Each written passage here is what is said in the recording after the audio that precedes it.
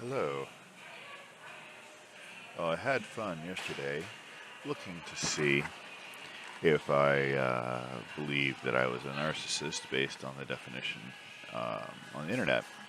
So I figured, hey, let's see about another uh, problem that could possibly, you know, be what I am. Um, so looked up borderline personality disorder, which no one's ever accused me of having. I thought it'd be fun to look at, so let's take a look and see. Symptoms. A strong fear of abandonment. This includes going to extreme measures so you're not separated or rejected, even if fears are made up. Strong fear of abandonment. I don't know. I don't know. Not to the extent that it's suggesting here. I don't think anyway. A pattern of unstable, intense relationships, such as believing someone is perfect one moment and then suddenly believing the person doesn't care enough or is cruel. No, there's no pattern of relationships. And I don't think I change much with the way I think that somebody feels about me that kind of way. Maybe I do, but I don't think so. Quick changes in how you see yourself. This includes shifting goals and values as well as seeing yourself as bad or if you don't exist. Well, okay. That fits a little bit. Periods of stress-related paranoia and loss of contact with reality. No loss of contact with reality. No.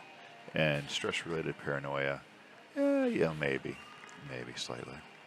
Impulsive and risky behavior such as gambling, dangerous driving, no.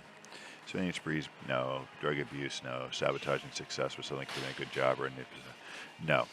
I don't do the impulsive and risky behavior at all. Threats of suicide, no. Or self-injury, no. No. Wide mood swings at last, no. No. Ongoing feels of emptiness, yeah. Inappropriate strong anger, such as losing your temper, often being sarcastic or bitter or physically fighting, no. So I'm going to say overall, no. There are some elements of this that ring more true, honestly, than narcissist, but I don't think so. And no one's ever accused me of this. I think that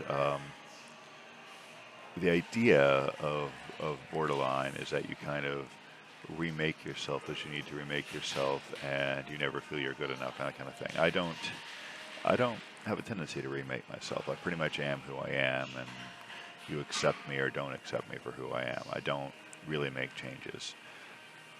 The difference here is I rarely, if ever, feel like things are going well. So for me to shift from things are going well to things are going like crap, I'd have to feel like they're going well in the first place. And I don't think that that ever happens very much, at least not recently. So, um, so yeah, I don't think this one works for me either. But, oh man, today has been a rough day. I mean, why would I expect anything to go easy, right? I mean, it took a while for me to get my birth certificate. I got a copy of that. And why did I do that? Well, I needed that to get a real ID. And why do I need a real ID? Because Kentucky's moving to having a real ID, and since I live in Kentucky, I got to eventually get one, right? So, I got that. And then I have to have time during the day when the place is open to go and take care of that, right? So today I had some time, so I went and looked at it, looked into it. And yeah, no, I need a copy of my social security card. Okay, well, I tried to do that online too and hit a stumbling block that I just didn't feel like dealing with at the time, so I gave up on that. Well, turns out, who knew? You can get a social security card from any social security administration office. Who knew? So there's one in the place I live. So I went and, well, of course, they're closed.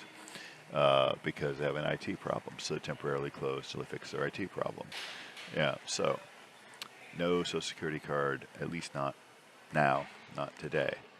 So I thought I'd come here and take care of making a little video for you guys. And So, these little psychology things bring up, you're dealing with a public figure like, Donald Trump or Biden or Barack Obama. What kind of personality disorders or what kind of issues might they have? A lot of people say that Trump is narcissistic. A lot of people say that he's a sociopath. He's a congenital liar. Are these things true? Well, first of all, it's kind of difficult to evaluate somebody who is on the public stage presenting themselves publicly. Their public presentation may or may not be who they really are. So it's always a different call there on who they really are. Like, it is entirely possible that Donald Trump is a very sane and normal and empathetic human being, but for whatever reasons, his public persona comes across as, somewhat deranged and narcissistic and whatnot. And there's no doubt that his public persona does come off that way.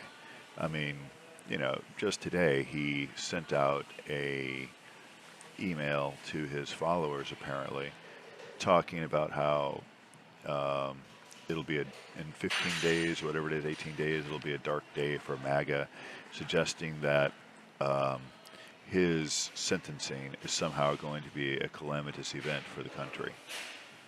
Well, MAGA is not the country, and it's only him. It's not the movement. I'm happy for the movement to fail. Don't get me wrong, but the movement has surpassed him. He's not. He's the leader of it, yeah, but he's not really all of it at the moment. Unfortunately, I wish he were. But in any case, it's about Black Day for him, and because it's a Black Day for him, he says it's Black Day for everyone. He also says our country is failing. Now, look, open your eyes, look around. Do the things you see around you look like a failing country? No, they do not. They demonstrably do not. That is a absolutely ridiculous statement. As a matter of fact, we are actually in pretty good economic times at the moment. Not great, but pretty good. And, his repeated attacks on this country, as if this country is a pit, is not warranted by just open your eyes and looking around you. You don't even have to look at the economic numbers. You don't have to look at the fact the stock market is high, unemployment is low, the job growth is up, that all the indicators that people usually look at are doing pretty well. If it even matters, gas prices are even a little bit lower than they have been. That is the most surface, shallow political critique you could possibly leverage, since presidents don't really do much for gas prices one way or the other. But if you wanted to look at it, gas prices are doing pretty well.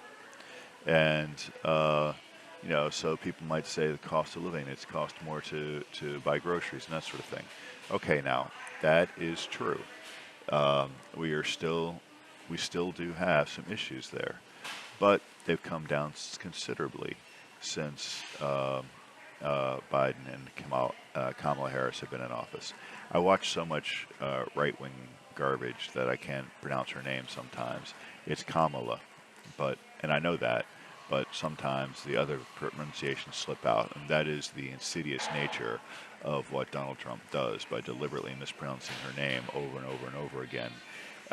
He instills that in your head. And he knows how to pronounce her name. He does that on purpose to make fun, as he does to everyone. But then, of course, when we turn it back on him and call him weird, he whines and complains that it's not fair. That it's okay for him to go on personal attack now, as if he's ever done anything but personal attack. I mean, I've yet to hear a substantial critique of Kamala Harris that is not based on her race or her gender. They have not attacked her policies in any way except to call her communist, which is ridiculous. Absolutely ridiculous. Whoever says that doesn't know what communism is. And calling her fascist is just rejection. You know, you want to be authoritarian, so you call her authoritarian. It's ridiculous. So, anyway, didn't mean to get so political there, but hey, it happens. Have a good day.